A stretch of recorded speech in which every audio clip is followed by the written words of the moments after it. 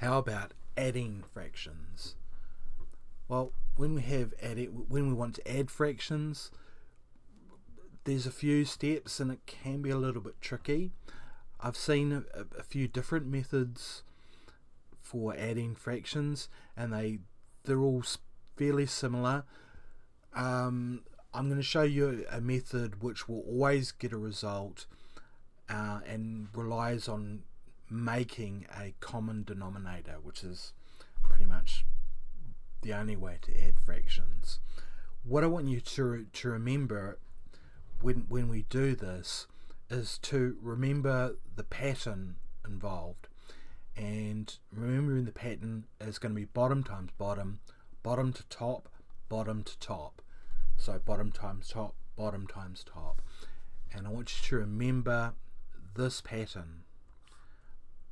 Bottom times bottom, bottom to top, bottom to top, and then we add the plus. So it's a little mnemonic there. So I'll just show you what I mean by that. Just move that up.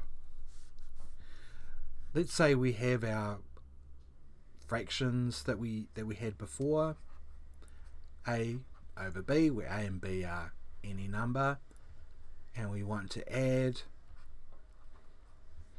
the fraction this time. Okay, our first step in our algorithm is we are going to take the fraction line and we're going to combine them, and we're going to use the bottom times bottom bit.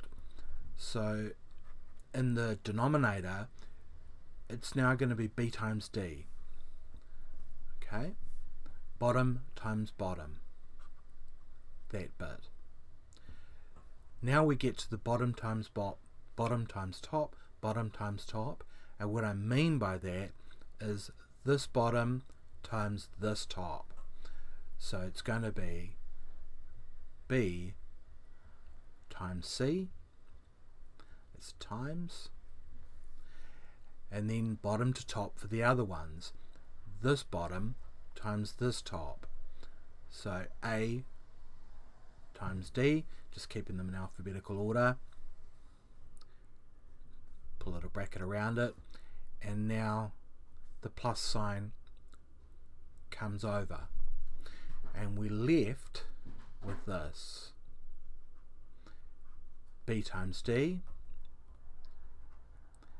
ad, keeping them in alphabetical order, plus bc.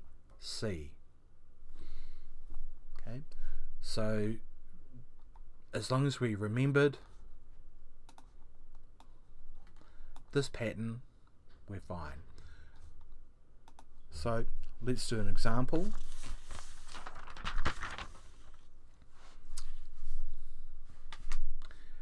Let's say we want to add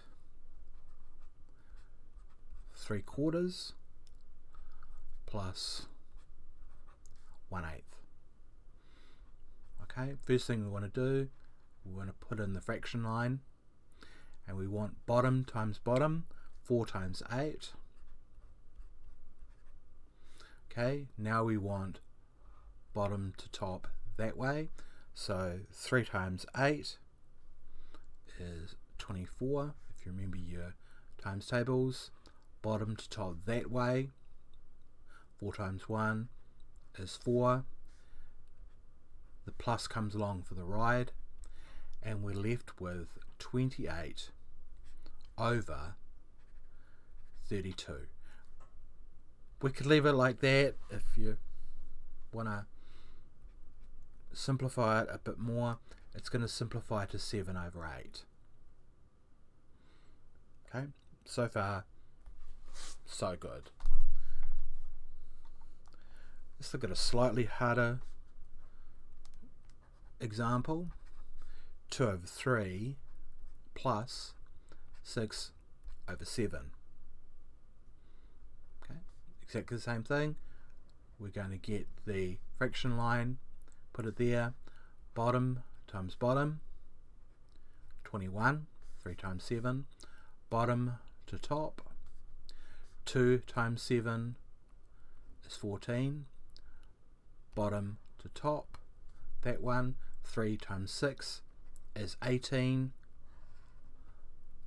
The plus goes along, and we're left with 32 over 21, which is an improper fraction, but that's okay for us. Let's have a look at the calculator, see how we would do it on the calculator. 2 over 3 plus 6 over 7 equals 32 over 21. It doesn't simplify anymore. The calculator would have told us that. And that's how that's done.